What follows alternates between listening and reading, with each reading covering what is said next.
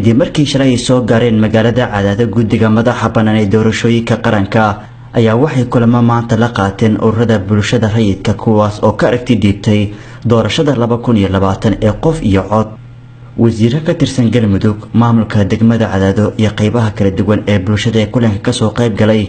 ayaa in muddo ah ka dooday aragtidooda ku aadan doorashada 2020 ee qof iyo cod. doodwada kadib qaar ka mid ah bulshada kulanka ka soo qayb gashay ayaa ka hadlay aragtidooda ku aadan doorashada 2020 ee qof iyo cod iyagoona rajo wanaagsan ka muujiyay doorashadaas inay qabsoomi doonto. waxayna sidoo kale soo hadal qaadeen qaabka loo gudbi karo hanaanka ku salaysan 4.5 laga shaqeeyo amaanka si hadhow wadankii amaana doorasho la qabto oo waqti inta lagu dhamay hadda aan doorasho aan qabsoomi doonin hadhow markii doorashada ka dhiman tahay dhowr bilood ilaa ma qabsoomi kartay madaxweynaha sanadka lagu daro annagana mataqaanaa mid kale oo dadban aan qabsano dad badan siyaasiyiin oo cod ku raadinaya ku daraystay waxaan kaga meel yar waa la rabaa si kuraasta aad qaabka oo loo qaybsanayo la 4.5 baa laga soo guuray waxaa la rabaa in deegaano la iska soo doorto. waxaa ka mid ah muhiimadda ay noo leedahay kow in laga gudbo nidaamka 4.5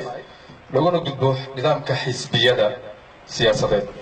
in la helo xasilooni siyaasadeed oo dalku gaaro.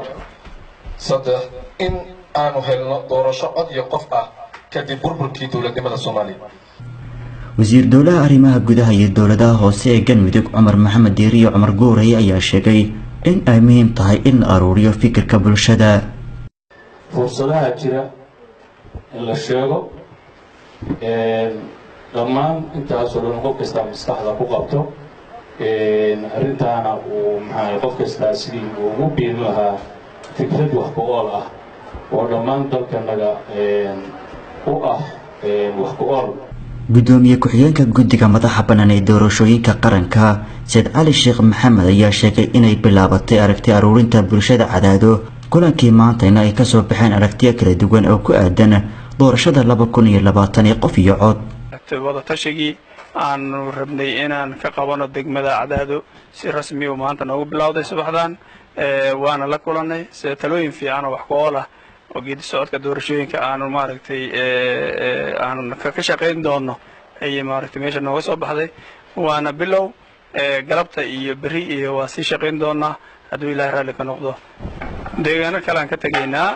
dawlad goboleed kasta waxaan ka tageynaa 4 degmo sida kuwii hore baan uga tagnay koonfur galbeed iyo Jubbaland iyo Hirshabeelle. dawlad goboleedka Galmudugna waxaan ka tageynaa 4 degmo. guddiga doorashooyinka madaxa bannaan ee ku sugan magaalada Cadaado ayaa lagu wadaa in maalmaha soo socda ay gaaraan magaalooyin kale oo ka tirsan Galmudug waxayna la kulmi doonaan qaybaha kala duwan ee bulshada si ay u aruuriyaan aragtida ku aadan doorashada 2020 ee qof iyo cod. مبارك محمد شقادن Universal TV Cadaado.